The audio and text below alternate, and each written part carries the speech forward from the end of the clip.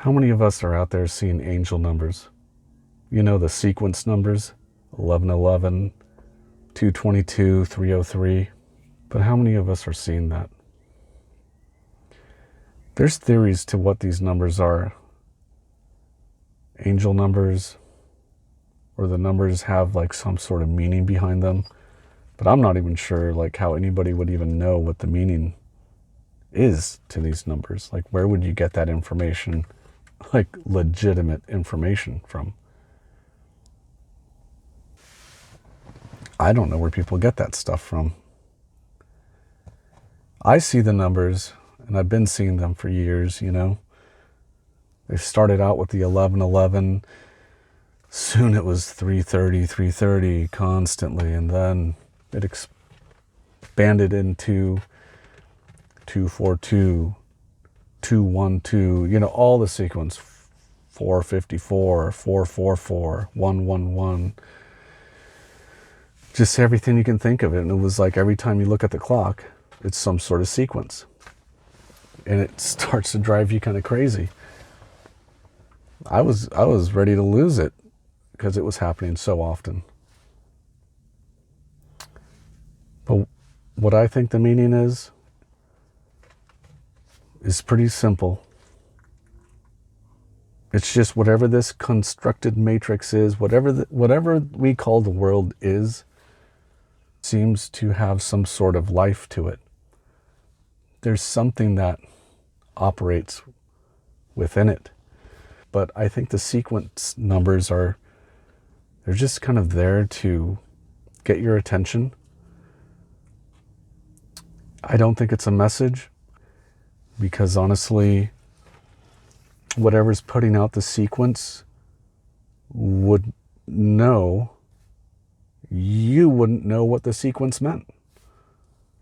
So what would be the point in continuously bombarding you with sequence numbers if it knew you would never understand what it meant?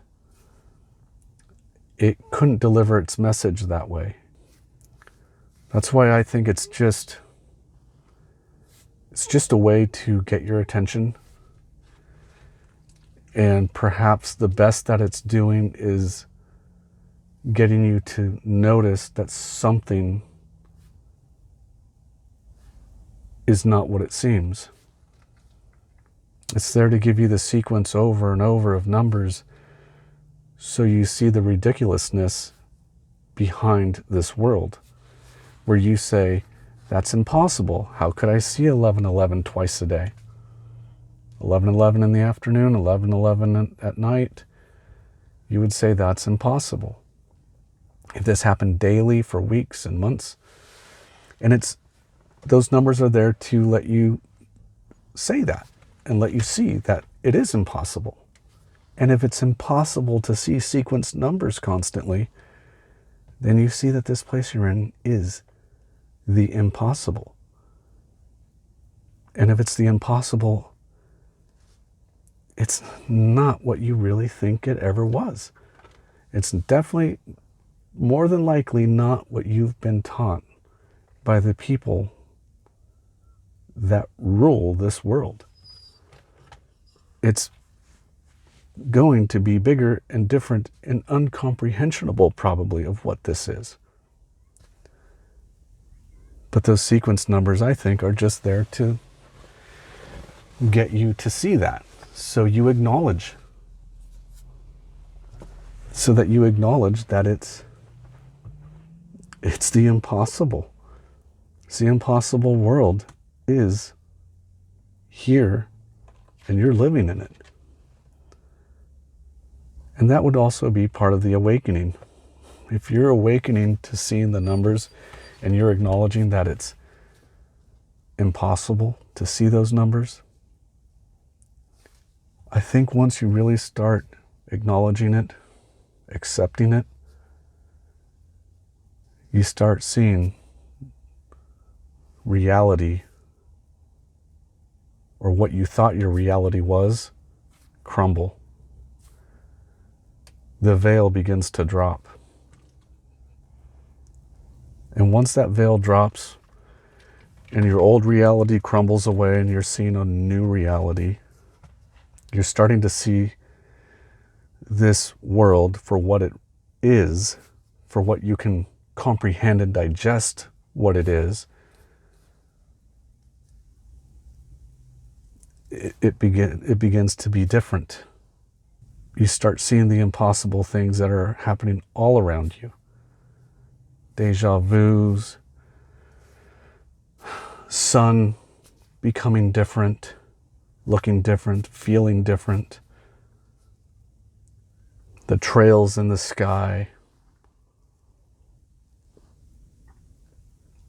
You start seeing world leaders begin to seem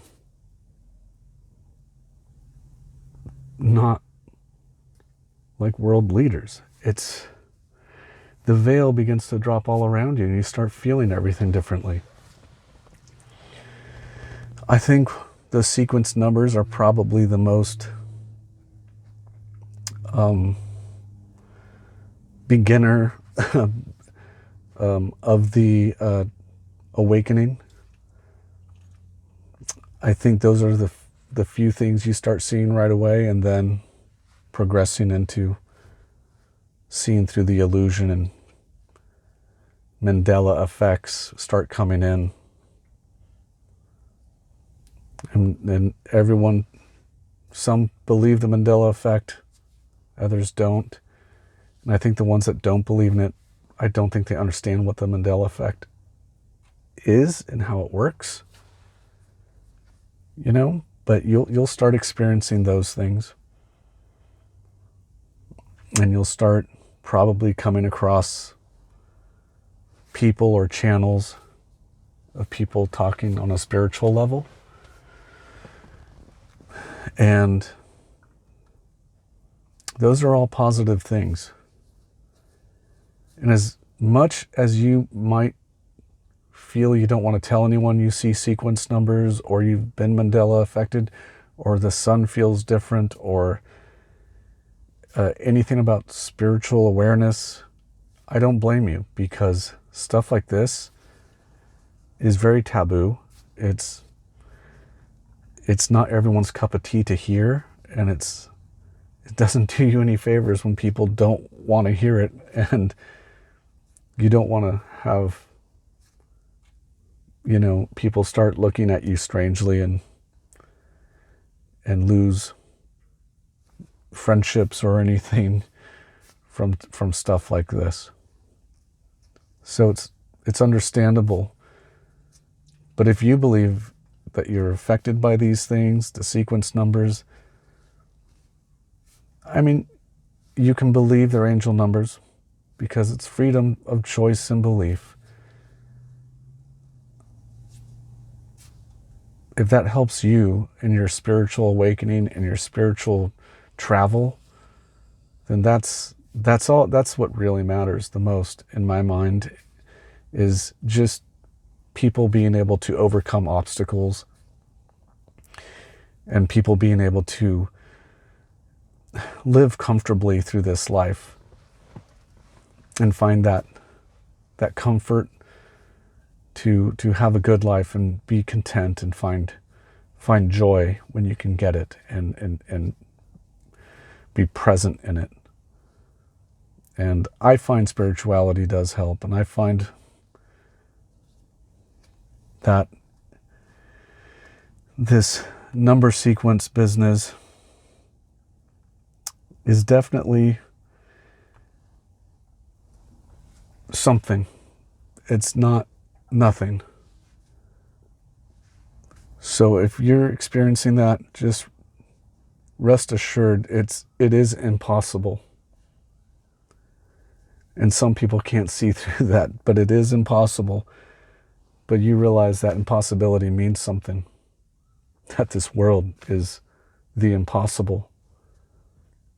And no matter what you believe in, what religion, what spiritual consciousness you believe in, if you have those sequence numbers, we are all part of one big group. And it's bigger than a name of a religion, and it's bigger than a name of this world. It's an energy and it's a force. And that's what matters most.